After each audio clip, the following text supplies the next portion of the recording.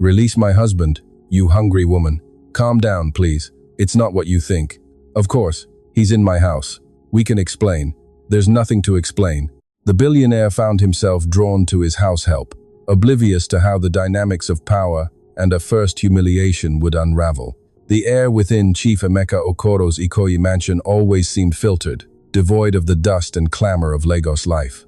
It was an ecosystem designed exclusively for the untouchables, a fortress of polished marble, floor-to-ceiling windows, and crystal chandeliers that fractured the sunlight into sharp rainbows on the spotless floor. For those who inhabited that space, the world was a chessboard where they always played with the white pieces.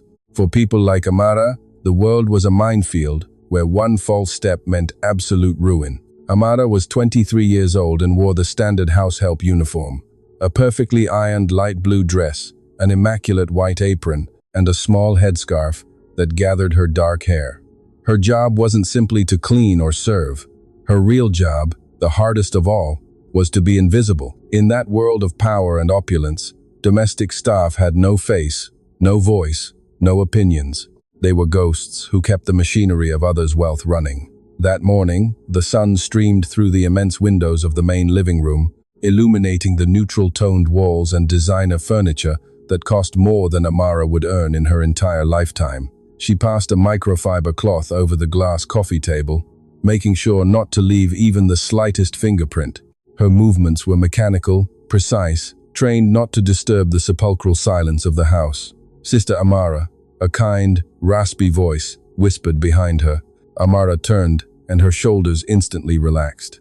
It was Baba Femi, the head gardener of the estate, a man in his late 60s, with skin weathered by decades under the relentless sun and calloused hands stained with soil and sap. Baba Femi was the only person on that immense property who looked her in the eye when he spoke to her. "Good morning, Baba Femi," she replied, giving him a genuine smile, one she rarely showed within those walls. "I brought this for you," the old man said, extending a trembling hand to offer her a small, freshly cut white gardenia. "I pruned them this morning. I know your grandmother likes white flowers very much." "How is Mama Ngozi's health?" Amara took the flower delicately, feeling a familiar knot forming in her throat. The gardenia smelled of rain and clean earth, a brutal contrast to the industrial disinfectant and expensive perfume that permeated the mansion. "She's the same, Baba Femi. The medications are expensive, but that's why I'm here, to make sure she lacks nothing. Thank you for the flower. You truly are kind. You are a good girl, Amara. Don't let this place or the people who step on it harden your heart. There's a lot of money here, but very little soul. Be careful today. I heard Miss Neka is coming to visit." The mere name Neka made the room's temperature seem to drop 10 degrees. Neka Obi was not only Chief Emeka's unofficial fiancée, she was the managing partner of one of the country's most aggressive investment firms. If Chief Emeka was quiet and calculating power, Neka was a hurricane of arrogance and contempt. 10 minutes after Baba Femi retreated to the gardens, the unmistakable sound of stiletto heels clattering on marble echoed down the main hallway. It was a rhythmic, sharp sound, like that of an executioner approaching the gallows. Amara straightened her posture and positioned herself in a corner of the immense living room, pressed against the wall. With her hands clasped over her white apron, she lowered her gaze to the floor, adopting the posture of submission that protocol demanded. Neka entered the room as if invading enemy territory she had already conquered. She wore a tight, elegant, but aggressive red dress that contrasted violently with the mansion's neutral color palette. Her dark hair fell in perfect waves over her shoulders, and her icy green eyes scanned the place, looking for flaws. Behind her walked her personal assistant, a young woman carrying 3 heavy folders and seeming on the verge of a nervous collapse. "This is unacceptable." Neka's sharp, authoritative voice filled the space. "The air conditioning is at 22 degrees. I explicitly told Auntie Ngozi I wanted it at 20. Is it that nobody in this house of incompetence can follow a simple numerical instruction?" Neka stopped in the center of the room, and her lethal gaze fell on Amara, who remained motionless in the corner. The woman in the red dress scrutinized her from top to bottom, pausing at the young woman's flat black shoes, and then rising to the small headscarf on her head. A twisted smile, devoid of any warmth, formed on Neka's lips. "You," Neka said, pointing at her with a diamond-adorned finger that glinted under the sunlight. "House help, what's your name?" "Amara, ma'am," she replied, keeping her voice level, not daring to raise her gaze from the floor. Amara, Neka repeated, savoring the name as if it were a bad joke. Tell me, Amara, are you paid to stand there breathing my air, or do you have any useful function in this house?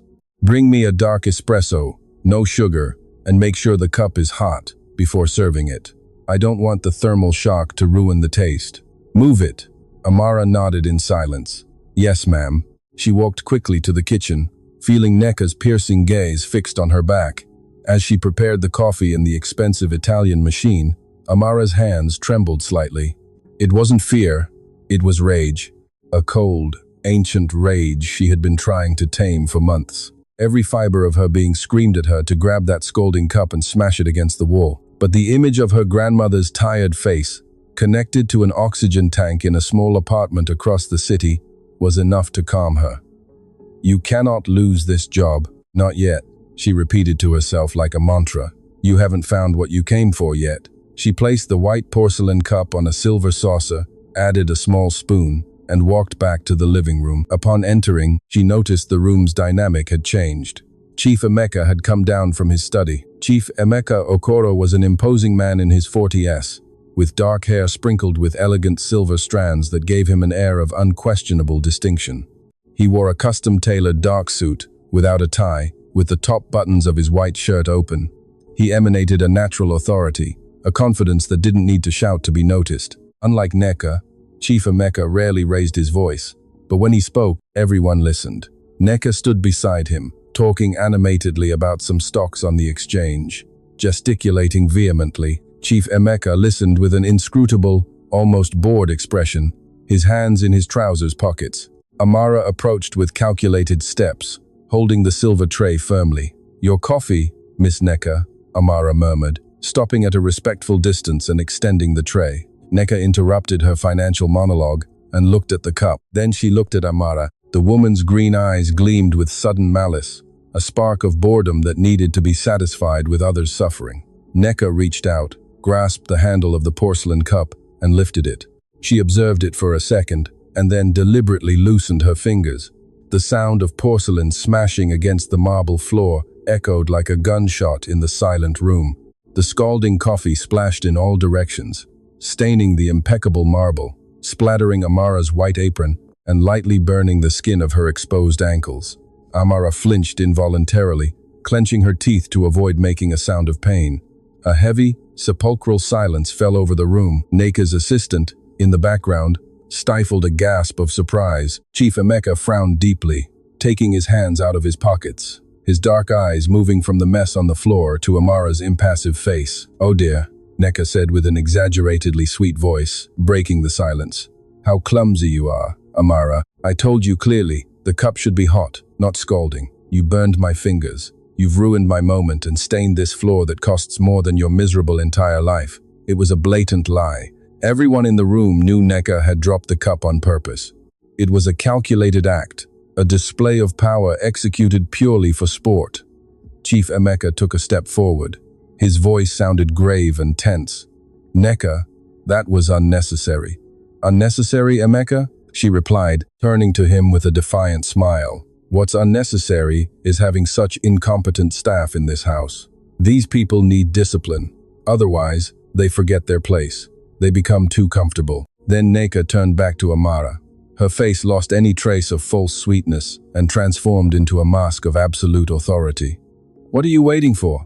Neka barked, pointing at the dark puddle on the marble. Clean it up right now. Amara remained standing. Her breathing became shallow. She could feel Chief Emeka's gaze on her, watching her every move. She could feel the burning on her ankle, where the coffee had scalded her. Her pride, her dignity, everything demanded that she turn around and walk out that door, never to return. Are you deaf, besides clumsy? Neka insisted, raising her voice so it resonated through the mansion walls. I said clean it on your knees, house help. That's your natural position in this life. Get your hands dirty and clean your own mess, and use that apron if necessary. It's ruined anyway. The words floated in the air, heavy, toxic, designed to crush the spirit. Amara closed her eyes for a fraction of a second. In the darkness of her mind, she didn't see the stained floor or Neka's mocking face. She saw the bank documents she hadn't yet managed to decrypt. She saw her grandmother's face. She saw the real reason she had infiltrated that house. If she reacted now, if she exploded and slapped that arrogant woman, the entire plan of the last 6 months would crumble in an instant. She couldn't afford the luxury of momentary dignity. She had to play the long game. Amara opened her eyes. Her face was a mask of stone, completely devoid of emotion. She didn't look at Neka. She didn't look at Chief Emeka, though she could feel his discomfort radiating from across the room. Slowly, with a grace that contrasted with the humiliation of the moment, Amara flexed her knees and descended to the floor.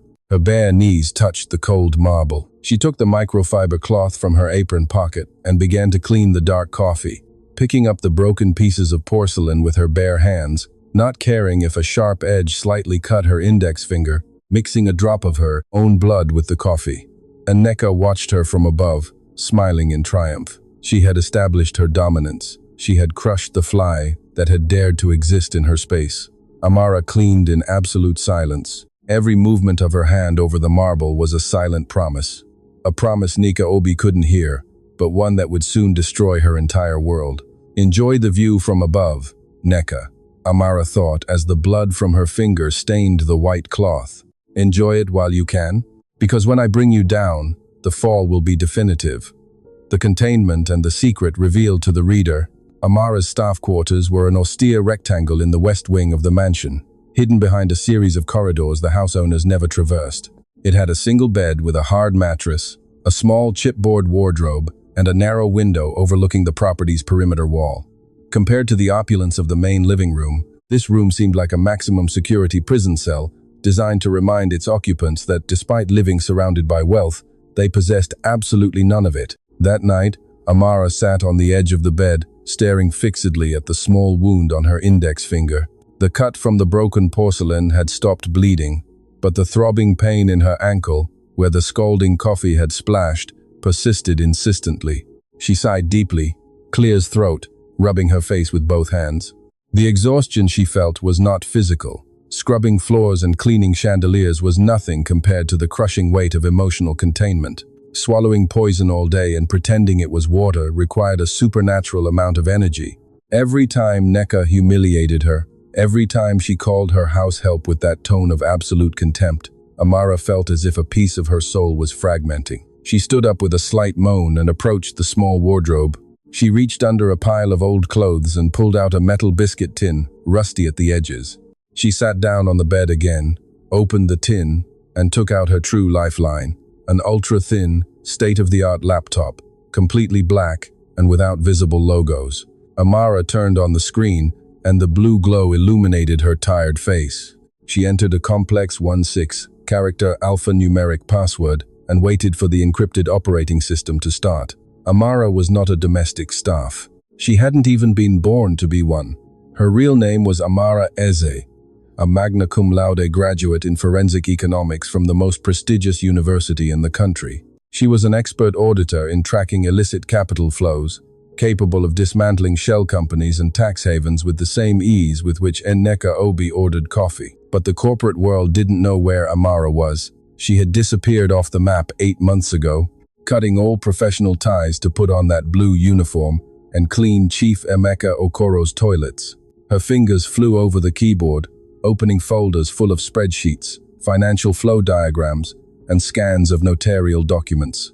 She was looking for the connection. She knew that Neka's investment firm, the Obi Group, had built its empire on the ruins of several smaller family businesses over the decades.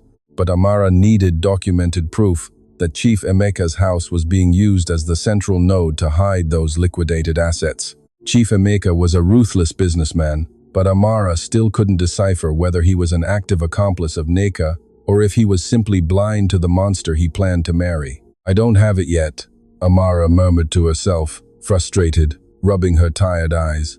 "I'm missing the accounting books for the offshore trust.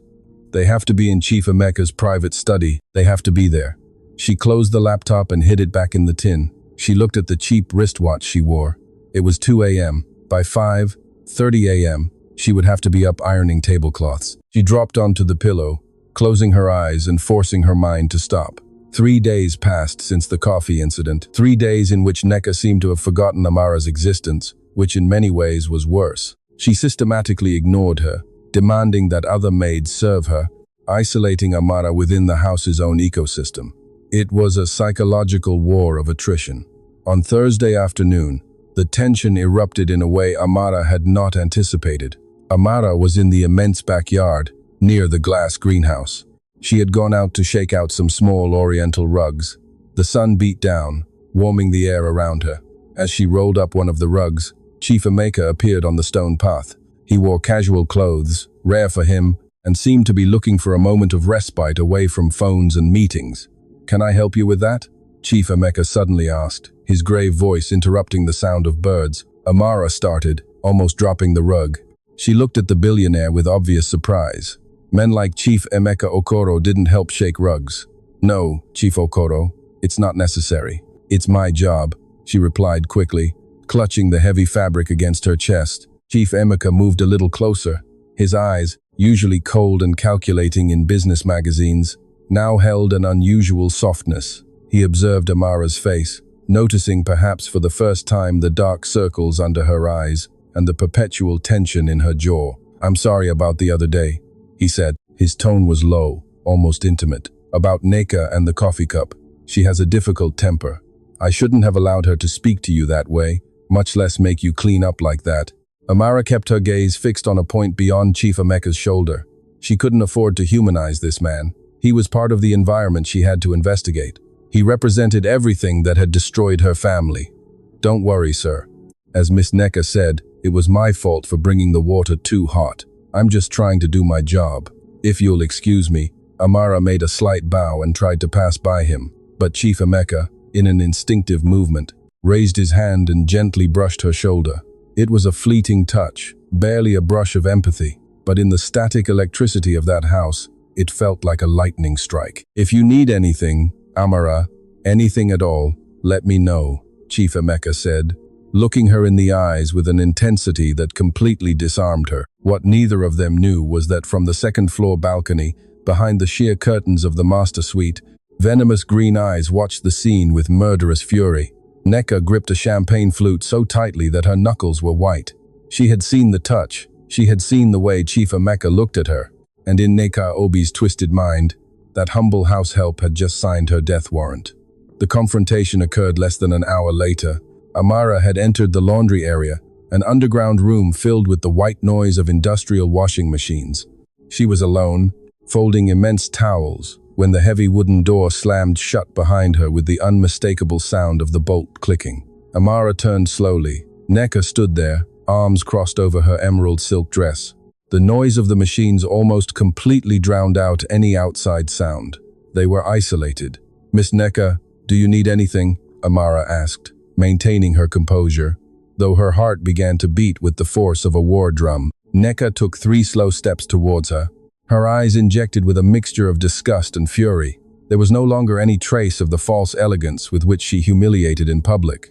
This was the raw Neka, the predator unmasked. "What do you think you're doing, you little slut?" Neka hissed, coming so close that Amara could smell the alcohol on her breath. "Do you think I didn't see you? Do you think I didn't see you insinuating yourself to Emeka in the garden, playing the helpless victim? I don't know what you're talking about, ma'am. Chief Okoro only asked me about a rug," Amara replied, maintaining a monotone, blocking her emotions. "Shut up," Neka shouted, waving a hand in the air that almost struck Amara's face. "I know your kind. Climbing cockroaches who use that disgusting uniform to evoke pity. Listen to me well, trash. If you think Emeka sees you as anything more than a rag to clean his shoes, you're stupider than you look." Neka smiled, but it was a smile devoid of sanity, showing her teeth like a cornered animal. "I could fire you right now. I could have the security guards kick you out onto the street," Neka said in a poisonous whisper, "but that would be too easy for you, wouldn't it? You could go cry to another boss. So I decided to do something much more entertaining." Neka pulled out her mobile phone and opened the photo gallery. She turned the screen for Amara to see. It was a photo of Baba Femi, the old gardener, putting a small toolbox into the boot of his old car. Old Baba Femi. How touching, isn't he? 65 years old, arthritis. A miserable pension he hopes to receive this year, So he doesn't starve to death, Neka said, savoring every word. I just notified security that a gold watch is missing from the guest room, and what a coincidence. My assistant swears she saw the old gardener lurking in the hallways this morning. Amara's eyes widened. The mask of indifference finally fractured. He hasn't stolen anything. You know that's a lie, Amara said, her voice trembling for the first time, not with fear, but with pure, contained fury. Oh, of course it's a lie, darling, Neka laughed openly, enjoying the pain in Amara's eyes. But in this world, the truth is, whatever I say it is, I can call the police right now. They'll find the watch in his locker, because I put it there myself. Old Baba Femi will be arrested, lose his job, his gratuity, and die in a damp cell. Unless, Neka leaned forward, her face inches from Amara's. Unless you resign today, right now, pack your bags, leave through the staff exit, disappear from this city, and never again come within 500 meters of Chief Emeka Okoro. If you don't leave before sunset, the old man pays the consequences. The laundry room seemed to shrink. The noise of the machines buzzed in Amara's ears like a swarm of enraged bees. Humiliating her was one thing. Amara had been willing to swallow ground glass if it guaranteed her access to the files she needed. She was willing to kneel, to clean coffee from the floor, to endure the insults. It was part of her armor. But Baba Femi was innocent. He was a good man who had given her a flower when the rest of the world treated her like dirt, threatening someone vulnerable to destroy her that crossed the line. That broke the rules of the game Amara had set for herself. Amara looked at Nneka. She no longer lowered her gaze, no longer clasped her hands over her apron. Her posture subtly changed, shoulders back, chin slightly raised. Amara's dark eyes locked with Nneka's green ones, and for a microsecond, Nneka felt an icy shiver run down her spine. The househelp no longer looked at her with submission. She looked at her like a hunter observing prey that had just walked into a trap. You have until sunset then, Amara said. Her voice was so cold, flat, and emotionless that it didn't seem human. Nneka blinked, disconcerted by the lack of tears or pleas. Exactly. Pack your bags, cockroach. Nneka turned, unlatched the door, and left the laundry room, her heels echoing victoriously down the hallway. Amara stood alone amidst the washing machines. She took a deep breath, filling her lungs with the damp, detergent-laden air. Her hands clenched into fists so tight that her nails dug into her palms, almost drawing blood. She wasn't going to run. She wasn't going to resign. That game of shadows and hiding was over. Nneka wanted to use power to crush the weak. Good. Amara was about to show that arrogant woman what happened when the person she trampled wasn't an ant, but a landmine about to detonate. Tonight, the househelp would die, and the auditor, the woman who would destroy the Obi group to its foundations, was ready to take her place. The game had truly begun. The public turnaround. That night's dinner was no ordinary event. It was a summit of predators. 12 guests, all titans of industry, investment bankers, and high-level politicians, sat around the immense mahogany table in the main dining room. The light from the crystal chandelier cast a golden glow on the impeccable silverware and baccarat crystal glasses. The atmosphere smelled of roasted lamb, white truffles, and the unmistakable aroma of old money and boundless ambition. Amara stood in the shadows, near the swinging door that connected to the kitchen, holding a bottle of red wine that cost more than her apartment's annual rent. She wore her impeccable blue uniform, her white headscarf, and an expression of absolute serenity. She had spent hours mentally preparing for this moment. Nneka's ultimatum expired at sunset, but Amara hadn't packed her bags. She had decided that if she was going to fall, she would drag the entire castle down with her. At the head of the table, Chief Emeka presided over the dinner with his usual aura of quiet power. To his right was Nneka, dazzling in a tight, elegant, scarlet-red dress that seemed designed to scream dominance. Nneka monopolized the conversation, boasting about her latest acquisition, an aggressive, hostile takeover of a manufacturing company in the south-south region of the country. The secret isn't to buy the company, gentlemen. It's to dismember it, Nneka said, elegantly swirling her wineglass, as the guests listened with complicit smiles. You lay off half the workforce, liquidate the real estate assets, and let the brand die slowly while absorbing the dividends. It's pure corporate cleansing. Employees always cry, but the market has no feelings. The diners laughed, raising their glasses in a cynical toast. Chief Emeka, however, did not smile. He slowly rotated his glass on the tablecloth, his dark gaze inscrutable. "More wine, Miss Obi?" Amara's voice, soft and controlled, interrupted the collective laughter. She had silently advanced to stand behind Neka's chair. Everyone at the table turned to look at the house help. Neka's face hardened, annoyed by the interruption. Her green eyes locked onto Amara with a mix of surprise and contained fury. She expected the young woman to be miles away by now, fleeing in terror after the threat in the laundry room. "You're still here," Neka hissed in a low voice, making sure only those closest could hear her. "I told you to clear out, you stupid girl." "I'm just doing my job, ma'am," Amara replied in a tone, perfectly audible to the entire table, holding the bottle at an angle, ready to serve. Neka felt her blood boil. The insolence of that inferior woman was unacceptable. She decided she would destroy her right there in front of the city's elite, leaving no doubt who was in charge. "You know, friends," Neka said, suddenly raising her voice and addressing the guests. "We were talking about complex finance and asset restructuring, things that require a superior intellect. And I wonder, what goes through the head of someone whose greatest aspiration in life is not to spill the wine? Tell me, Amara, do you have any idea what the word liquidity means? Or do you think it's the detergent you use to clean my toilets?" The entire table fell into a deathly silence. Some guests shifted uncomfortably in their chairs. Others smiled maliciously, enjoying the spectacle of gratuitous cruelty. Chief Emeka suddenly looked up, his muscles tensing under his dark suit. He opened his mouth to intervene, but before he could utter a word, Amara spoke. She didn't lower her gaze. She didn't stammer. Her voice didn't tremble. "Liquidity, Miss Obi," Amara began, her voice resonating with crystalline clarity in the immense dining room, "is the ability of an asset to be converted into cash quickly without losing its value, like the capital the Obi Group illegally extracted from Green Valley Construction Limited last year, just before declaring its fraudulent bankruptcy, leaving 300 families on the street, while you transferred N60 million to an opaque trust in the Cayman Islands under the name of Apex Holdings." The sound of a fork falling onto a porcelain plate seemed like a bomb exploding. Nobody breathed. The mocking smiles vanished from the bankers' faces. Neka paled so drastically that the red blush on her cheeks seemed like grotesque paint. Her eyes widened, unable to process what she had just heard.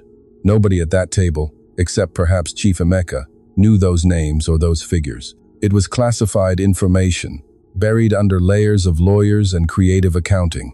What on earth did you just say?" Neka stammered, her voice trembling for the first time. Amara placed the expensive wine bottle on the table with a dry, deliberate thud. She straightened completely, removing her white apron with a fluid motion and letting it fall over the back of an empty chair. She was no longer the frightened house help. She was the executor. "I said your dismemberment strategy isn't financial genius, Neka. It's simple, vulgar parasitism," Amara continued, walking slowly around the table, dominating the space with an overwhelming presence.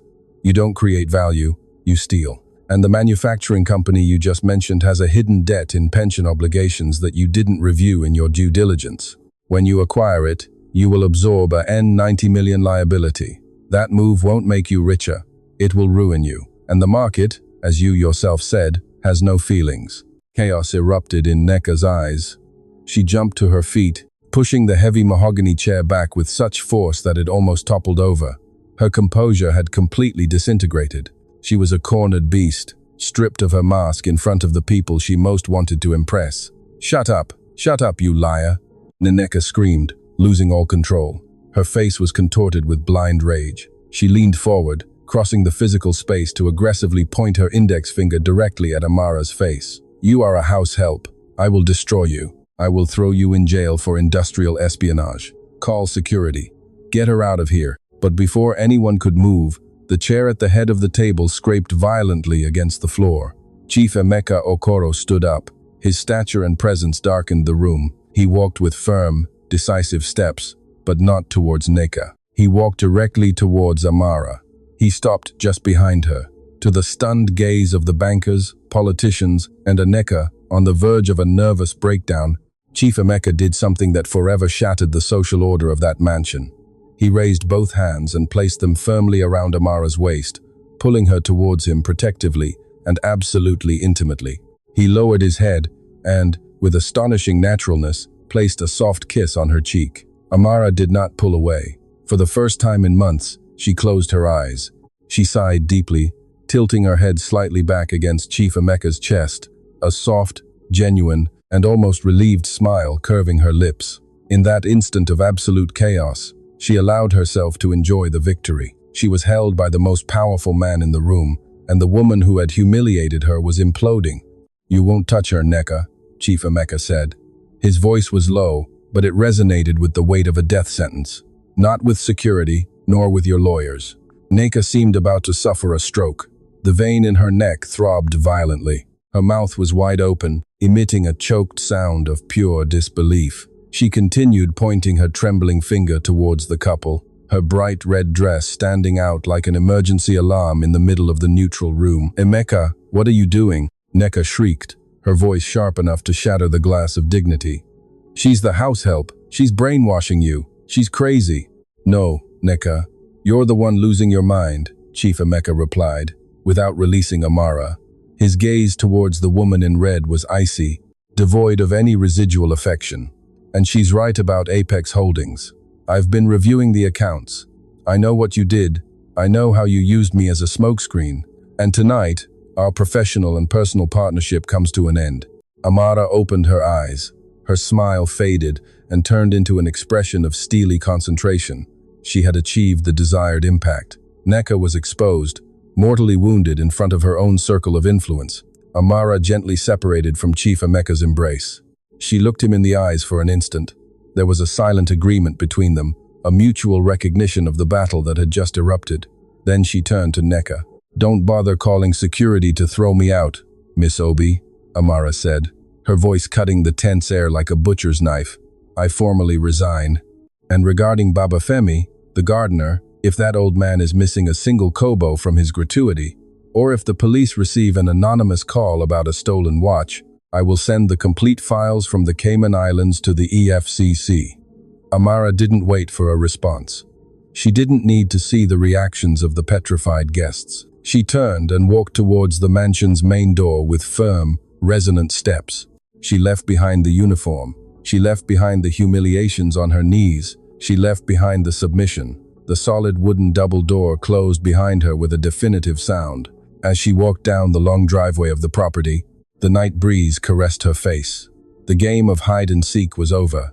The real war, raw and ruthless, had just begun, and Amara was ready to burn Nneka's world to the ground. The pressure mounts. The contrast between Chief Emeka Okoro's mansion and Amara's apartment was a brutal blow to the senses.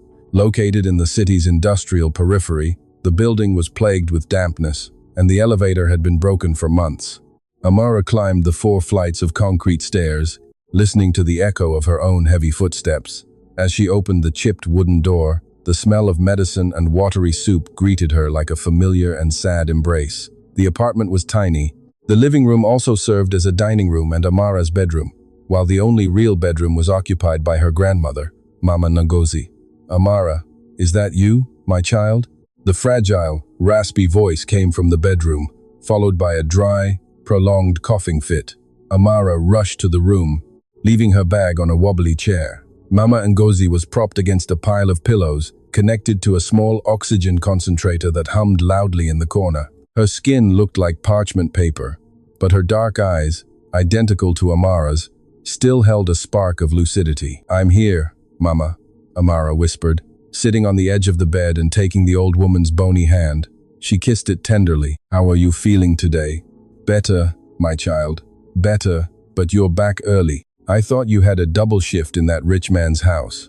Amara swallowed the knot forming in her throat. She couldn't tell her the truth. She couldn't tell her that she had just declared war on one of the most dangerous women in the country, much less explain that she had lost the only stable source of income they had to pay for the oxygen cylinders. "They gave me the rest of the day off, Mama. I finished my tasks quickly," Amara lied, forcing a calm smile. "Rest a bit. I'll make you some tea." The next morning, reality struck with the force of a freight train.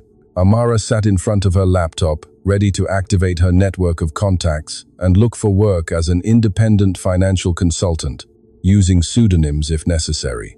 However, upon opening her email and professional profiles, she found a digital desert. The 3 interviews she had scheduled as a safety net months ago had been abruptly cancelled. Her personal bank accounts, which contained her meager savings, were blocked by a sudden preventive audit from the central bank. Nneka was not wasting time. The public humiliation at dinner had unleashed the monster. The antagonist was using her tentacles in the corporate and financial world to asphyxiate Amara, cutting off any escape or survival route. It was a full-blown siege. Around 3 p.m., the apartment doorbell rang. Amara looked through the peephole. It wasn't the postman. It was a tall man, dressed in a impeccably cut gray suit, designer shoes, and dark glasses, a clear intruder in that decaying neighborhood. Amara took a deep breath, adjusted her shoulders, and opened the door. The man didn't smile, nor did he remove his glasses. He reached into the inner pocket of his jacket and pulled out a thick, sealed white envelope, extending it towards Amara. "Miss Obi sends me," the man said in a metallic, professional voice. "Inside this envelope is a cashier's check for N10 million endorsed to your name. The funds are guaranteed and tax-free. Additionally, there are 2 one-way plane tickets to Buenos Aires, in your name and your grandmother's, with a contracted medical service for the transfer." Amara did not take the envelope. She looked at the white paper as if it were impregnated with poison. "And in exchange, what is all this generosity for?" she asked, crossing her arms, blocking the doorframe. "In exchange for signing this confidentiality and waiver of rights document," the man pulled out a couple of stapled sheets. "In exchange for boarding that plane tonight. In exchange for forgetting about the Obi Group, the Cayman Islands, and Chief Emeka Okoro. Take it, Miss Easy. People in your position don't usually get second chances from Miss Nneka. If you refuse this, she will make sure you can't even buy bread in this city. She will cut off your grandmother's oxygen by severing her medical supplies. This is not a negotiation, it's an act of mercy." The fury Amara felt was so deep, so cold, that it paralyzed her for a second. Nneka was using Mama Ngozi's life as a bargaining chip. The veiled threat was repugnant. Slowly, Amara reached out and took the white envelope. The man gave a slight smile of triumph, assuming the house help had finally understood her place in the food chain. Amara looked at the envelope, feeling the relief of the high-quality paper. Then, without taking her eyes off the emissary, she grasped the envelope with both hands and tore it in half. The sound of the thick paper tearing was crisp in the silent hallway. She gathered the pieces and tore them again until they became useless confetti of nigh 10,000. She threw them onto the gray-suited man's chest. The pieces fluttered down onto his designer shoes. "Tell your boss not to underestimate me," Amara said, her voice vibrating with deadly intensity. "Tell her the price of my silence is not paid with checks, it's paid with blood and ruin. And tell her to buy a good coat, because the hell I'm about to unleash on her will be very cold. Get out of my door." She slammed the door shut, turning both locks. She leaned against the wood, breathing heavily. She had just rejected a fortune and guaranteed the absolute wrath of a financial empire. She was alone, penniless, and without allies, or so she thought. 2 hours later, another knock on the door made her jump. This time, the knuckles sounded rhythmic, paused, almost polite. Amara looked through the peephole cautiously, expecting the police or hired thugs. Instead, she saw a man in his 50s, hunched, with disheveled hair, dressed in a worn coat that had seen better days. He held an old, battered leather briefcase that seemed about to burst. Amara opened the door just a few centimeters, keeping the security chain on. "Who are you?" she asked distrustfully.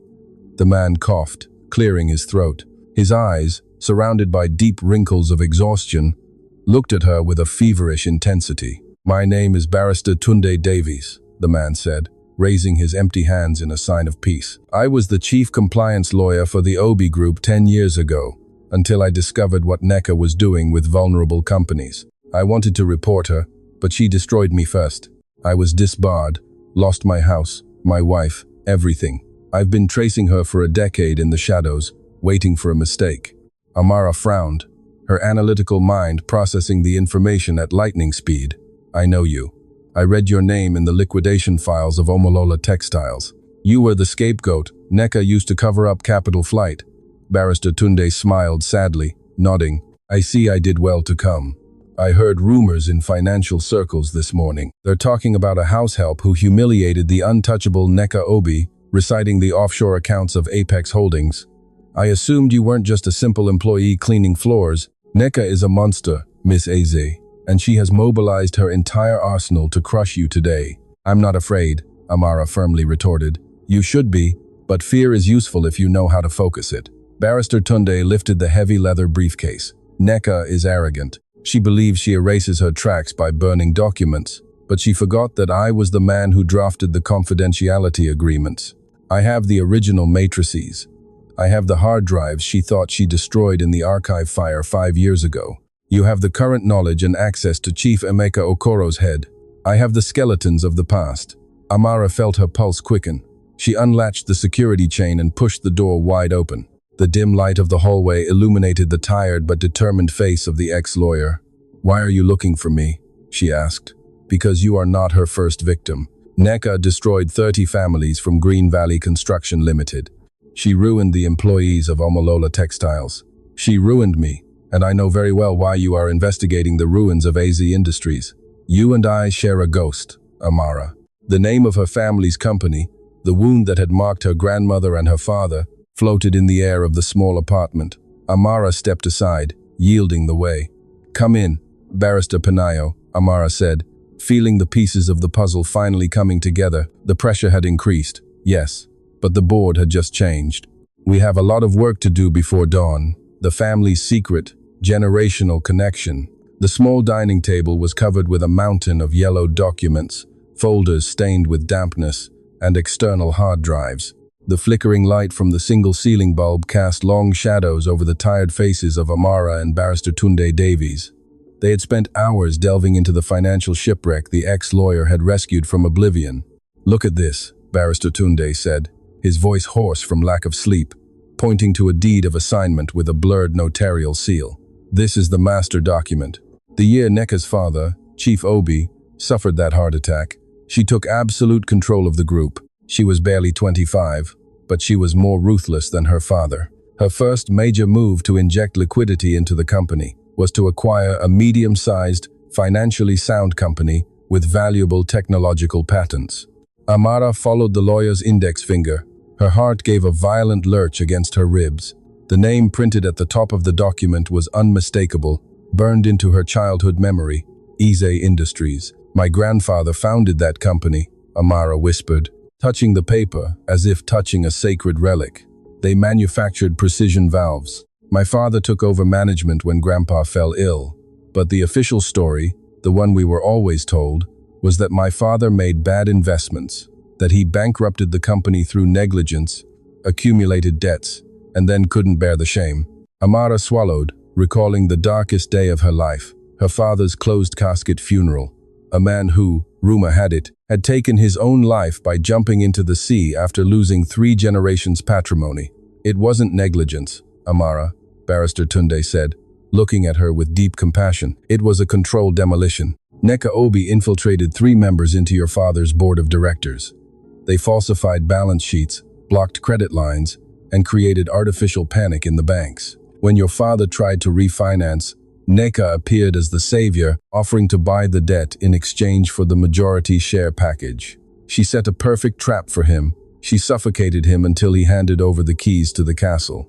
Literally, Amara felt the air leave her lungs. The humiliation she had suffered in Chief Emeka's mansion paled before this revelation. This wasn't about abstract business. Neka Obi was the direct architect of the tragedy that had destroyed her family, indirectly killed her father, and condemned her grandmother to an old age of misery and illness. Is there anything else?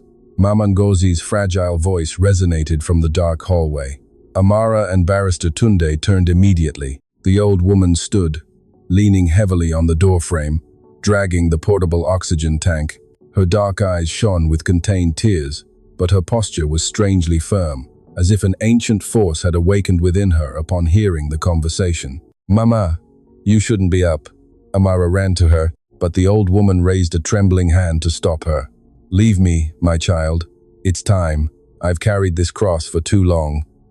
Mama Ngozi slowly walked towards the table. That woman, Neka, I knew who she was from the beginning when you told me you would work in her fiancé's mansion. You knew? Amara looked at her astonished, feeling a pang of betrayal. You knew I was cleaning the floors for the woman who destroyed us. Why didn't you tell me? Because you had a mission, Amara. I saw you study late at night. I saw you become an auditor.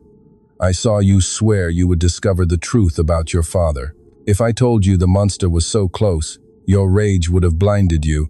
You would have exposed yourself prematurely. Mama Ngozi slumped into a chair, exhausted. She reached into the pocket of her worn gown and pulled out a small brass key. At the bottom of my wardrobe, beneath the loose boards, there's a wooden box. Bring it. Amara obeyed in silence. She ran to the room, lifted the creaking wood, and extracted a heavy, dust-covered box. Upon returning, she placed it on the table in front of her grandmother. Mama Ngozi inserted the key with trembling hands and lifted the lid. Inside were no jewels or money. There was a stack of letters tied with red string and a small 90s cassette recorder. Your father didn't commit suicide out of cowardice, Amara, Mama Ngozi said, and the first tear rolled down her wrinkled cheek. He discovered Neka's fraud. He found the fake accounts. He was about to go to the EFCC. He gave me this box the night before he disappeared. He told me that if anything happened to him, I should hide it until you were old enough to understand it. Barrister Tunde Davies took the letters with extreme care. Upon opening the first one, his eyes widened dramatically. My God, the lawyer murmured. These are the original internal communications, printed emails between Neka and the bought-off directors. Your father managed to intercept them. This proves the conspiracy to defraud. It's the smoking gun. But Amara's mind was processing something much darker and more disturbing. A coincidence that defied all logic. She stared into space, connecting the invisible threads. When I started working at the mansion, Amara began, her voice sounding hollow, distant. I used a luxury employment agency. I falsified my references to appear as a simple, uneducated girl. I wanted to infiltrate Emeka's environment to investigate Neka from the periphery, but there were 10 mansions looking for staff that month, 50 candidates. How did I end up exactly in Neka's fiancé's house? Barrister Tunde slowly placed the letters on the table. He understood where Amara's mind was going, and horror etched itself on his face. Neka is a majority shareholder in the employment agency you used, Barrister Tunde revealed, his voice trembling for the first time. She has access to all background databases. The silence in the small apartment was absolute, heavy, suffocating. Fate had not put Amara in that mansion. It had not been a lucky coincidence for her investigation. Neka Obi had known exactly who Amara Eze was from the first day she stepped into the agency. She chose me, Amara whispered, feeling her stomach churn. The nausea was physical, overwhelming. She knew I was the daughter of the man she destroyed. She knew I was the heiress of Eze Industries, and she hired me. She put that househelp uniform on me, made me kneel to clean her spilled coffee, insulted me in public because she wanted to enjoy it. It wasn't simple malice of a rich woman towards an employee. It was a generational triumph. She wanted to see the last survivor of the family she ruined, cleaning her toilets. Neka's perversion knew no bounds.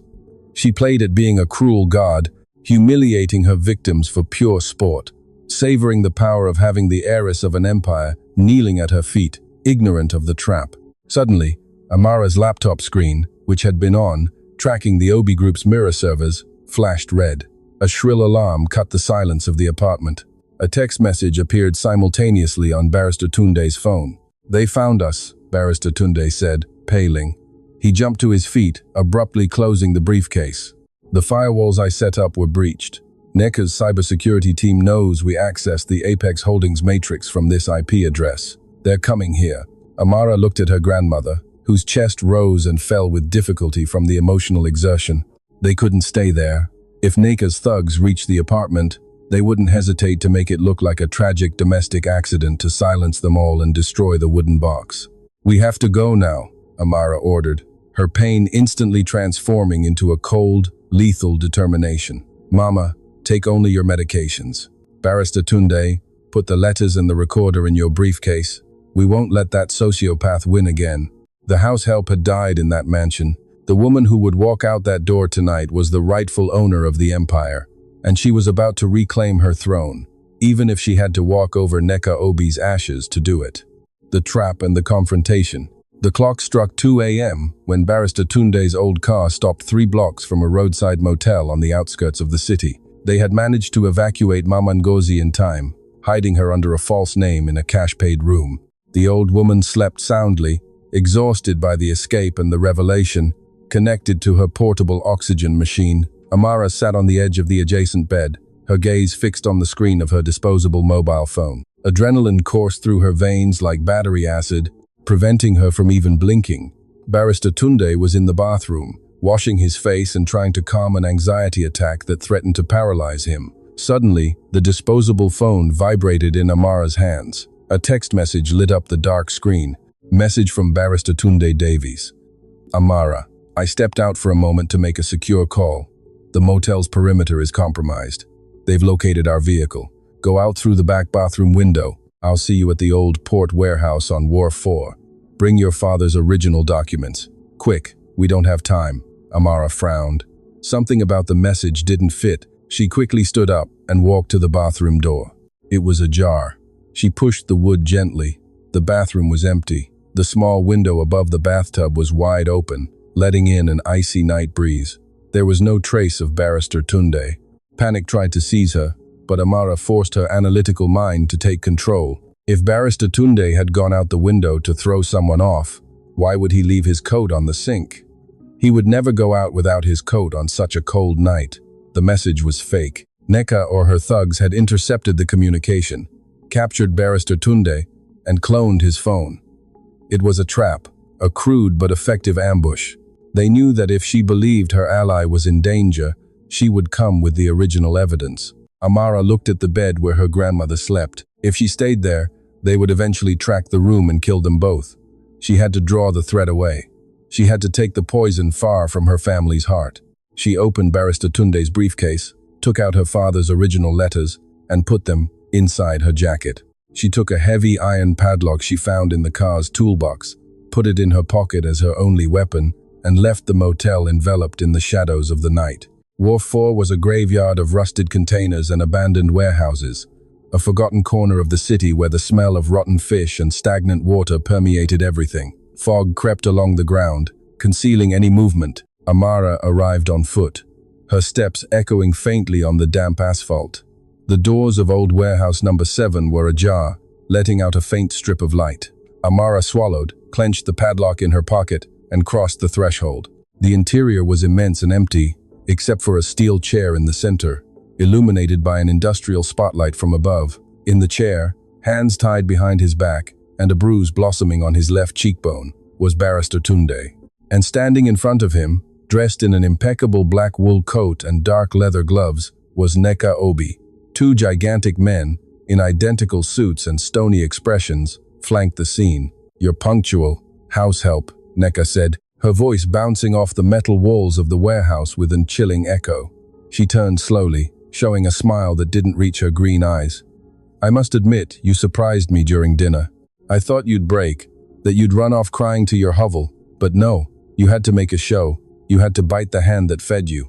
Amara advanced until she was 10 steps away. She kept her chin high, her face carved from pure ice. "Release him, Nneka," Amara demanded, her voice resonating with authority in the immense empty space. "Barrister Tunde has nothing to do with this. This is between the two of us." Nneka laughed, a sharp, humorless cackle. "Oh, how noble." The fallen heiress trying to protect her faithful lackey. Nneka slowly walked towards Amara, her heels marking the rhythm of the execution. "So you discovered the little joke, huh? You discovered how I pulled strings to make you come clean my house." "It was an absolute pleasure, Amara, seeing the daughter of that useless father of yours on her knees, cleaning my coffee, staining herself with blood. It was worth every kobo I paid that agency to alter the selection algorithms. My father was not useless." Amara spat, fury burning her throat. "You extorted him.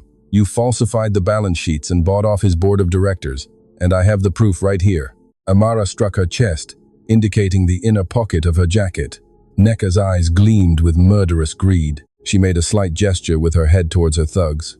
"Hand them over, Amara. Hand over the original papers. Hand over the hard drive that this failed lawyer managed to copy. And maybe, just maybe, I'll let you and your sick grandmother live to clean other toilets abroad. If you refuse, Barrister Tunde dies right here, and you and your grandmother will have a regrettable gas leak accident this very night. You have no options. You are alone in the world. Amara looked at the thugs who began to approach, closing the circle. Fear was real, a suffocating pressure in her chest, but determination was even stronger. She was not going to give up her father's legacy. She was willing to die in that warehouse before allowing Neka to win. No, Neka, you're the one who has no options. A masculine voice, grave, deep, and laden with lethal authority, cut the air of the warehouse from the gloom near the main entrance.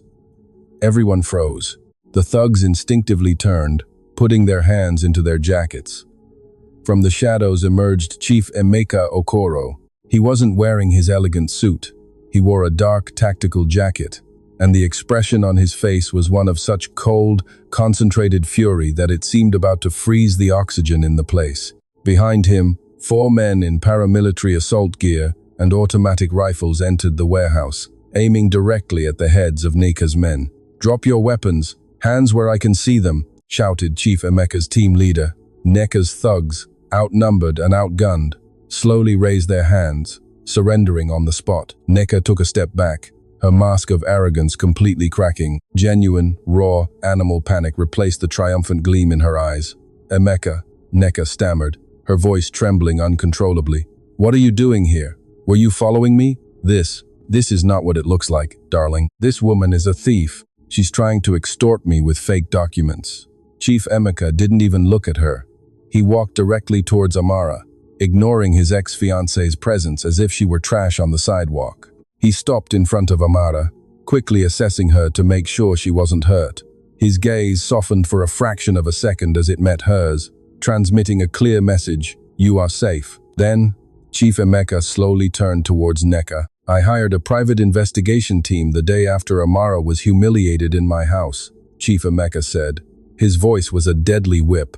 "I suspected you were diverting funds, Neka, but I had no idea of the magnitude of the monster sleeping beside me. I tapped your phones. I followed your men. I heard how you ordered this lawyer kidnapped. It's a lie. You have no proof of anything you say. It's my word against a house help's."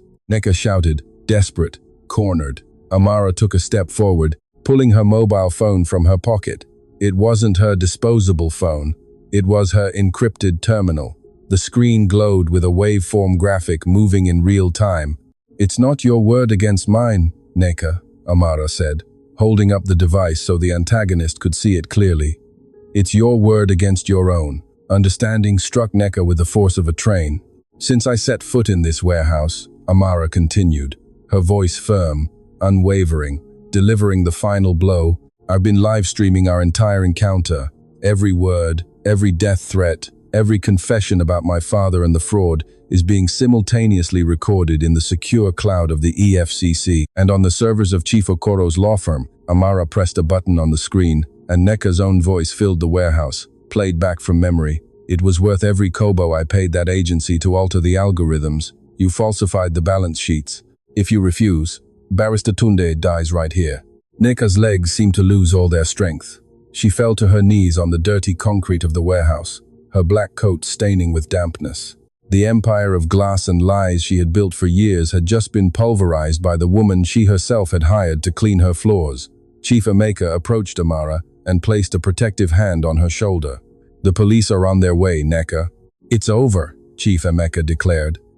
Amara looked at the woman on her knees. She felt no pity, but neither did she feel the sadistic joy of revenge. She felt a profound, immense, and healing justice. The public battle had just begun, but the emotional war was won.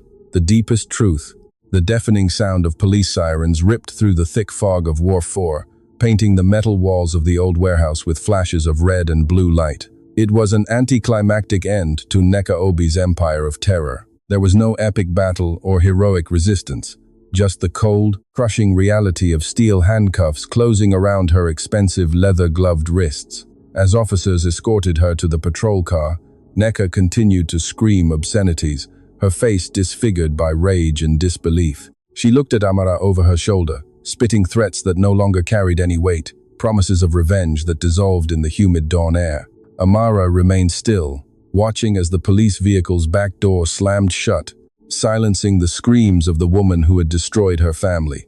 Chief Emeka approached Amara from behind, wrapping his tactical jacket around her to protect her from the penetrating cold rising from the sea. He said nothing. He knew that at that moment, silence was the greatest comfort he could offer her. The tactical war was over, but Amara still had to face the emotional debris the storm had left in its wake.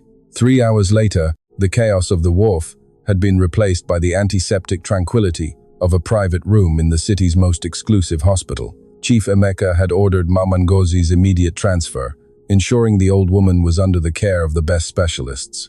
Now the room was immersed in a warm gloom, lit only by the reading light beside the grandmother's bed. Amara sat in an upholstered chair with the old wooden box on her lap. The adrenaline had left her body, leaving behind an exhaustion so deep that her bones ached. Chief Emeka stood by the window, observing the city lights, giving her the necessary space, but staying close enough to be her anchor. "It's time, my child," Mama Ngozi whispered from the bed. Her breathing was calmer and stronger, thanks to the pure hospital oxygen. She extended a trembling hand towards the box. "Your father waited 15 years for you to read this. There are no more monsters lurking in the shadows. You are safe." Amara nodded slowly. She opened the wooden box and took out the stack of letters tied with the worn red string. Her fingers brushed the yellowed paper, immediately recognizing her father, Papa Ifeanyi Eze's elegant and structured handwriting. The smell of dust and contained time filled her lungs. She separated the first letter, the only one with her name written on the envelope. "For my beloved Amara when you turn 18. With uncontrollably trembling hands, Amara broke the aged seal. She unfolded the 2 sheets of paper, with Easy Industries' official letterhead. She took a deep breath and began to read, at first silently. But then, feeling the need for those words to come alive, she began to read aloud. Her voice cracked with each syllable. "My little and brave Amara, if you are reading this, it means you are already an adult woman, and I am not there to hug you. It also means that your grandmother kept her promise to protect you from the truth until you were strong enough to bear it." Amara paused, swallowing the sharp knot that closed her throat. Chief Emeka moved away from the window and slowly approached, placing a firm, warm hand on the young woman's shoulder. Clear's throat. The simple touch gave Amara the strength to continue. "For years they will tell you that I was a coward, that I lost your grandfather's legacy in bad decisions, and that, consumed by shame, I decided to leave this world. I beg you, my child, to forgive me for letting you believe that lie, but it was the only way to keep you alive. The woman who orchestrated the ruin of our company, Nneka Obi, is not a simple competitor. She is a demon disguised as humanity." Amara stopped reading for a second, looking up at her grandmother. Mama Ngozi's eyes were closed, and tears rolled freely down her wrinkled cheeks. "I discovered the fraud too late." Amara continued reading, her voice acquiring a firmness born of pure pain. "I had the evidence to destroy her, but she knew. The night before my disappearance, Nneka came to our house. She showed me photographs of you playing in the school park. She showed me your grandmother's medical records. She gave me an ultimatum. If I went to the authorities with the evidence, she would order an accident for you and for my mother." The paper trembled in Amara's hands. Her father's sacrifice had not been an act of economic desperation. It had been an act of absolute, unconditional, and devastating love. "I couldn't let her hurt them, Amara. I couldn't live knowing that my ego and my company would cost your life. So I accepted her deal. I surrendered my shares to save the employees I could, and I agreed to disappear forever. I faked my own death so she would believe she had won, so she would lose interest in you all. The life insurance policy I left in your grandmother's name was supposed to secure their future, but I fear Nneka will also find a way to block it." A choked sob escaped Amara's lips. The pieces finally fit. The extreme poverty in which they grew up, her grandmother's illness without adequate treatment. Everything had been orchestrated by the infinite cruelty of a single woman. Her father had not abandoned them. He had thrown himself into the abyss to shield them. "Amara, my light." The last lines of the letter were written with stronger pressure, as if the pen had wanted to pierce the paper. "I don't leave you a company or bank accounts. I leave you the truth. Inside this box are the names, the offshore accounts, the transfers, everything you need to seek justice. But listen well to your father. Do not seek revenge. Revenge will consume you and turn you into someone like her. Seek justice, reclaim our honor, and above all, live a happy and full life. That will be your greatest triumph over those who wanted to destroy us. I love you more than words can express, Papa. Amara dropped the letter onto her lap and covered her face with both hands. The crying she had contained for 15 years erupted with a torrential, seismic force. It was not a cry of defeat, but of absolute catharsis. She cried for the father she had lost, for the good man who had died alone so she could breathe. She cried for her grandmother's years of poverty, for the humiliation she herself had endured cleaning her enemy's floors. Chief Emeka knelt beside the chair and wrapped his arms around her, pulling her to his chest. Amara rested her forehead on his shoulder, soaking the dark fabric with her tears, allowing herself for the first time in her life to be vulnerable, to be held, to let someone else share the weight of the world. "You did it, Amara," Chief Emeka murmured softly in her ear, his grave voice vibrating with deep admiration. "You listened to your father. You are the strongest woman I have ever met. You restored honor to your name." Mama Ngozi opened her eyes and looked at her granddaughter, offering the first smile of true peace in over a decade. "No more secrets, my child," the old woman said, reaching out to caress Amara's hair. "Your father is finally resting. The wound is clean. Now only healing remains." Amara slowly pulled away from Chief Emeka's embrace. She wiped the tears from her face with the back of her hand. Her eyes, though red, now shone with an unwavering clarity and purpose.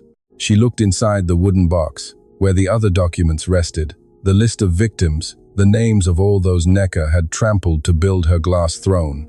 "No," Amara said, her voice resonating in the hospital room, no longer as a wounded employee, but as the legitimate heiress of an empire rebuilt from the ashes. "There's still one last thing to do. My father asked me to seek justice. Nneka is in a cell, but her empire still stands. Tomorrow morning, we are going to reclaim everything that is ours, and we are going to return to every family what she stole from them." Chief Emeka stood up, nodding with a smile of pure pride. Dawn began to illuminate the city sky, banishing the shadows of the night. The ghost of the past had been freed, and Amara Eze was ready to claim her future. The final encounter, the true fall of the Red Queen, was about to happen. The satisfactory and striking outcome, 8 months. That was the exact time it took the judicial system to grind Nneka Obi and spit out the remnants of her arrogance. The recordings Amara had captured in the Wharf 4 warehouse were just the thread the EFCC pulled to unravel the entire sweater of corruption. The trial was an unprecedented media spectacle. Nneka, stripped of her designer suits and forced to wear the orange uniform of pre-trial detention, had to sit in the dock and listen as dozens of witnesses took the stand. Barrister Tunde Davies, with his legal license restored, led the civil prosecution. He presented Ignacio Castillo's, Papa Ifeanyi Eze's, original documents to the jury, detailing every extortion, every fraud, and every ruined life. The sentence was unforgiving. 25 years in federal prison without parole for massive fraud, aggravated extortion, money laundering, and conspiracy to commit murder. All her personal assets and offshore accounts were confiscated by the state to create a victims' compensation fund. Amara did not seek the destruction of the company, she sought its purification. Following the liquidation of Nneka's assets, Amara, financially and morally supported by Chief Emeka, regained control of Eze Industries.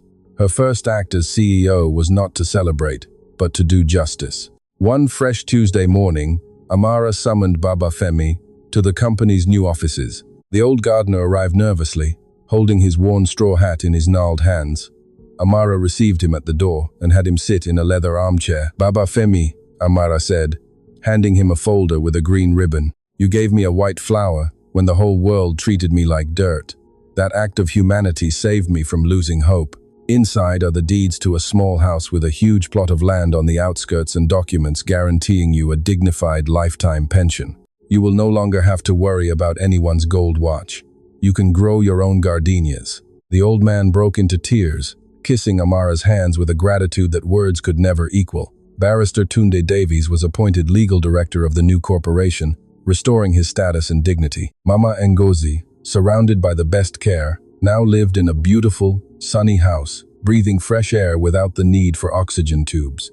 But the last page of this story would be written where it all began, in the opulent marble mansion. Because Neka's mansion had been seized to pay indemnities, she was temporarily out on a multi-million naira bail paid by a few loyal allies who would soon abandon her. The judge had granted her 24 hours to collect her personal belongings from the mansion before the property was handed over to the liquidators. What Neka didn't know was who had acquired the debt and, consequently, the property itself. The bright midday sun flooded the immense living room, streaming through the enormous floor-to-ceiling windows. The light was clear, vibrant, perfectly balanced, highlighting the gleaming marble, the designer armchairs, the glass coffee table, and the huge abstract painting on the beige wall. Everything was immaculate, crisp, and painfully familiar. The main door burst open violently, slamming against the wall stoppers. Neka entered the room like an unleashed fury. She wore a tight, elegant red dress, the same style she used as armor, but now her hair was slightly disheveled and her face haggard from months of judicial stress. She had come to reclaim what little pride she had left, but as she stopped in the center of the room, her breath caught in her throat. There was the scene, laid out before her eyes like a hyper-realistic painting designed specifically to shatter her mind. On the left side of the foreground of the room, standing with a relaxed posture, was Amara, but she was not wearing haute couture or an executive director's suit. She wore her old cleaning uniform, a perfectly clean and ironed light blue dress, an immaculate white apron tied at her waist, and a small white headscarf gathering her hair. She had chosen to wear it that day as a lethal and silent message, like the final thrust to the antagonist's arrogance. Amara was slightly tilted back, her eyes gently closed and a soft, satisfied smile on her lips, as if deeply enjoying the warmth of the sun bathing the room, or perhaps savoring the peace she had finally conquered. Standing intimately close behind her was Chief Emeka. He wore a perfectly tailored black suit over an immaculate white shirt without a tie. His dark hair, sprinkled with elegant gray strands that gave him a distinguished air, was impeccably groomed. Chief Emeka embraced her from behind, his strong arms encircling Amara's waist, with a possessive, confident, and deeply affectionate attitude. As he held the woman he loved, Chief Emeka tilted his head and placed a soft, protective kiss on Amara's cheek. The image was cinematic, brilliant, without a trace of blur. It was the victory of love and justice, framed in the same room where months earlier she had been forced to kneel. Neka lost what little sanity she had left. She positioned herself on the right side of the scene in front of them, her face contorted into a mask of absolute fury, venomous envy, and desperation. Her eyebrows furrowed deeply, and she opened her mouth dramatically, beginning to scream insults that bounced off the marble walls. She leaned aggressively forward, raising her arm to point her trembling index finger directly at Amara's serene face, creating an emotional tension that cut the air in the room. "You!" Neka shrieked, her voice sharp and broken by hysteria. "You are nobody. You are a house help. This is my place. All of this belongs to me. I will destroy you, cockroach. I will crush you." Amara slowly opened her eyes. The soft smile never left her face. She did not pull away from Chief Emeka's embrace. On the contrary, she rested her hands on the arms that surrounded her waist. She looked at Neka, not with hatred, not with fear, and certainly not with submission. She looked at her with an absolute and devastating calm, the calm of someone looking at a harmless insect trapped in a glass jar. "None of this belongs to you, Neka," Amara replied. Her voice was soft, almost a whisper, but it resonated with the weight of 1,000 judges' gavels. "This house, these furnishings, even the marble floor you forced me to clean with my blood, all of this was liquidated today at 8 a.m., and it was bought by Eze Industries. You are trespassing on my property." Neka froze, her index finger still pointing in the air, but her arm began to fall slowly, as if its tendons had been severed. "The game is over," Chief Emeka said, his grave voice resonating without a hint of sympathy as he continued to embrace Amara. "And you are off the board." The back door opened, and 2 private security guards entered the room, walking directly towards Neka. "Ma'am, you have to come with us now," one of the guards said, taking her arm in the red silk. For the first time in her life, Neka didn't fight, didn't struggle. She simply let out a choked sob, empty and pathetic, as she was dragged towards the door, forcibly removed from the fortress she once governed. Stripped of all her power, her wealth, and her dignity, Ruined by the very woman she tried to humiliate, silence returned to the immense living room, a peaceful, pure silence. Amara brought her hands to the knot of the white apron at her waist. She slowly pulled the ties, letting the white fabric fall to the marble floor. Then she removed the small headscarf from her head. She turned in Chief Emeka's arms, looking into his dark eyes that returned a gaze full of admiration and genuine love. "Are you ready to go home, President Eze?" Chief Emeka asked her with a knowing smile. Amara returned his smile, closing her eyes as he embraced her again, feeling the warmth of the sun on her skin and the absolute certainty that the past had finally been redeemed. "Yes," she whispered, "I'm ready." True power never needs to humiliate to prove its existence. It simply waits in silence, working in the dark, until the exact moment arrives to walk into the light and claim the entire world. The unbreakable legacy. Final epilogue. The corridor of Kirikiri Maximum Security Federal Prison in Santa Marta was a tunnel of gray concrete, lit by fluorescent lights that flickered with a constant electrical hum. It smelled of industrial disinfectant, rusted metal, and stale despair, a bitter aroma that clung to clothes and skin. 5 years had passed since that luminous morning in the marble mansion. 5 years since Nneka Obi's glass empire had shattered under the weight of truth. Amara Eze walked down that corridor with firm steps, the echo of her heels breaking the sepulchral silence of the visiting pavilion. She wore an impeccably cut navy blue pantsuit, sober but emanating a natural authority.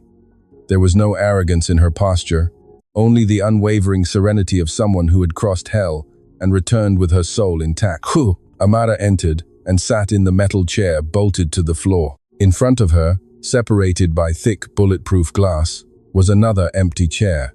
She waited in silence for 2 minutes, hands clasped in her lap, remembering the first time she had crossed her arms in front of that woman, pretending to be a frightened house help. The door on the other side of the glass opened with a metallic creak. 2 guards escorted inmate number 8492 to the chair. It was Nneka Obi, or at least what was left of her. The visual impact was brutal. The woman who had once terrorized the financial elite with red designer dresses and stilettos had completely disappeared. She wore a faded orange prison uniform that hung loosely on her shoulders. Her hair, once dyed a lustrous black and styled in perfect waves, was now cut to her jawline, revealing thick streaks of unkempt gray. Her skin had lost the glow of spa treatments, showing deep wrinkles marked by resentment and sleepless nights in a 2-by-2-meter cell. Nneka sat down heavily, looking up.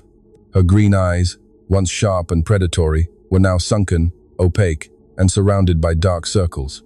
Upon seeing Amara on the other side of the glass, a spasm of surprise, quickly followed by a weary hatred, crossed her haggard face. Slowly, Nneka picked up the black plastic receiver attached to the wall. Amara did the same, bringing the receiver to her ear. "Why did you come?" Nneka's voice sounded harsh, raspy, as if she hadn't spoken in days. There were no screams, no hysteria, just the sound of absolute, corrosive defeat. "You came to gloat, to show me your expensive clothes, to remind me that you stole my life." Amara watched her in silence for a few long seconds. She didn't feel the sadistic triumph Nneka would have felt in her place. She felt a deep, immense, and chilling pity. The woman in front of her had had the whole world at her feet and had chosen to use it to crush others. "I didn't steal anything from you, Nneka," Amara replied. Her voice through the phone line sounded calm, devoid of any venom. "Everything you lost by your own hand. The empire you built was founded on graves. Sooner or later, the ground was going to give way. I didn't come to mock you. I came to give you the final balance." Amara opened a small briefcase she carried and took out a sealed white envelope, sliding it through the narrow metal slot under the bulletproof glass. Nneka looked at the envelope with suspicion, as if fearing it would explode, before taking it with trembling hands. She broke the seal and took out the document inside. "That's the annual report of the Papa Ifeanyi Eze Foundation," Amara explained as Nneka read the sheets, her eyes widening slightly. "The funds the government seized from your offshore accounts in the Cayman Islands didn't disappear into bureaucracy. We used them as seed capital. Over the past 5 years, we have located the 300 employees of Green Valley Construction Limited, whom you left on the street. We have restored their retirement funds. We have refinanced the textile factories you tried to bankrupt, and we have created a university scholarship program for the children of the families your company extorted." Neka dropped the sheets onto the small metal ledge. Her hands trembled violently. This was worse than any insult Amara could have thrown at her. It was the total annihilation of her life philosophy. Neka had believed that the world was about devouring or being devoured. Amara was showing her that true power lay in healing and rebuilding. "All your ambition, all your cruelty, all the pain you caused," Amara continued, looking directly into Neka's broken eyes, "in the end, only served to finance the resurrection of the people you considered insects. You wanted to erase the Eze name from the face of the earth, Neka, and instead, you turned us into a symbol of unwavering justice. Your name will be forgotten in a few years, but my father's name will live forever, associated with hope and restitution. That is the end of your story." Neka opened her mouth to reply, to spit out one last insult, to try to sink her claws in once more, but no words came from her throat. The air seemed to leave her lungs. She realized, in that instant of crushing clarity, that her defeat was not just financial or legal. It was an existential defeat. The house help she had forced to kneel to clean spilled coffee had just erected a monument over her ruins. Neka dropped the receiver. It fell, hitting the metal wall. She slowly stood up, turned her back to the glass, and gestured to the guard. As she walked away through the back door, her shoulders were slumped, hunched under the invisible weight of a condemnation that went far beyond iron bars. She was finally broken. Amara hung the receiver back on its cradle, closed her briefcase, stood up, and left the visiting booth. As she crossed the main doors of the prison and felt the golden light of the afternoon sun on her face, she inhaled deeply. The air no longer smelled of disinfectant or despair. It smelled of pure freedom. The landscape changed drastically. 200 kilometers away, in the heart of the city's tech district, stood the new corporate complex of Eze Industries. It was no longer an old valve factory drowning in debt. It was a modern campus of glass and green steel, surrounded by immense, meticulously cared-for gardens. And the person responsible for those gardens was none other than Baba Femi. The old man, now dressed in a comfortable cotton uniform and a wide-brimmed hat, strolled among the white rose bushes he had planted himself, giving instructions to a team of 3 young apprentices. Amara had kept her promise. Baba Femi had his house, his pension, and, most importantly, his dignity restored. On the top floor of the main building, the CEO's office was a spacious, bright, and welcoming area. There were no ostentatious decorations or intimidating paintings, just warm-toned walls and an immense glass wall with views of the city she had helped heal. Amara stood by her solid wood desk, reviewing the latest international expansion reports. Barrister Tunde Davies, her loyal legal director, had just left the office after confirming that the last victim's compensation claim against Neka had been won and paid in full. The circle had finally closed completely. The oak office door opened with a soft murmur, and Chief Emeka entered. Chief Emeka Okoro was no longer the cold, distant financial titan Amara had known in the marble mansion. The stress had disappeared from his features, replaced by an expression of deep peace. He wore an elegant but relaxed suit, without a tie, and in his right hand, he held 2 steaming cups of coffee. "I brought reinforcements," Chief Emeka said with a warm smile, walking towards her and offering her one of the cups. Dark coffee, no sugar, directly from the Italian machine in the staff lounge. "I know you've been reviewing contracts since 6 a.m., Amara smiled, taking the cup and letting its warmth heat her hands. "I went to see her today, Emeka, in Santa Marta." Chief Emeka paused, his expression turning serious but understanding. He approached her and leaned against the edge of the wooden desk. "I expected you to do that eventually. How do you feel? Did you close the door on that chapter?" "I locked it and threw the key into the sea," Amara replied, taking a sip of coffee. She sighed, looking towards the horizon through the immense window. "You know, for a long time, when I cleaned your house, the hatred I felt for her was the only thing that kept me going. It was my fuel. But seeing her today, I realized that hatred is a poison you drink yourself, hoping the other person dies. I no longer hate her. She simply no longer occupies any space in my mind." Chief Emeka placed his cup on the table and wrapped his arms around Amara's waist, drawing her towards him with the same tenderness and security with which he had protected her that day in the living room of his former mansion. Your father would be immensely proud of you, Amara, he whispered, kissing her forehead with devotion. And your grandmother, too. The memory of Mama Ngozi brought a mix of nostalgia and deep gratitude to Amara's heart. The old woman had passed away peacefully 2 years ago, while sleeping in her new home, surrounded by gardens and her granddaughter's unconditional love. She had not died in misery or suffocated by fear. She had left this world, knowing that divine and earthly justice had been served and that her son's legacy was safe. The curse of the Eze family had been broken with Mama Ngozi's last peaceful breath. I know, Amara murmured, resting her head on Chief Emeka's chest, listening to the steady, strong beat of his heart. We make a good team, don't we? The best team this corporate world has ever seen, Chief Emeka replied with a proud smile, stepping back slightly to look into her eyes. Now, Madam President, how about we leave the financial statements for today and go to dinner? There's a small Italian restaurant that just opened, and I promise not to drop any porcelain cups on the floor. Amara laughed, a genuine, crystalline laugh that filled the office with light. That sounds like an unbeatable proposal. Give me a second to put these papers away. Chief Emeka nodded and walked to the door to wait for her. Before picking up her bag, Amara stopped in front of the left corner of her immense office. There, embedded in the wall and illuminated by a soft, respectful overhead light, was a display case of thick, secure glass. It contained no trophies, no business awards, no giant checks. Inside the display case, carefully washed, ironed, and hung on a custom mannequin, was the house help uniform, the light blue dress, the small immaculate white apron, and the headscarf. Amara raised her hand and brushed her fingertips against the cold glass just at the height of the white apron, which had once been stained with her own blood when picking up the pieces of the broken cup. The blue fabric represented her darkest hours, her bitterest humiliations, the moments when she had to kneel before absolute cruelty and bite her tongue until she tasted metal in her mouth. But for Amara Eze, that uniform was not a symbol of defeat. It was not a shame to be hidden in a dusty wardrobe. It was her most glorious armor. It was the silent testimony of the emotional containment that had allowed her to infiltrate the beast's entrails, of the unbreakable resilience that had kept her alive when the whole world conspired to crush her. It was definitive proof that silent intelligence, infinite patience, and love for family would always triumph over the noisy arrogance of tyrants. You'll never forget it, will you?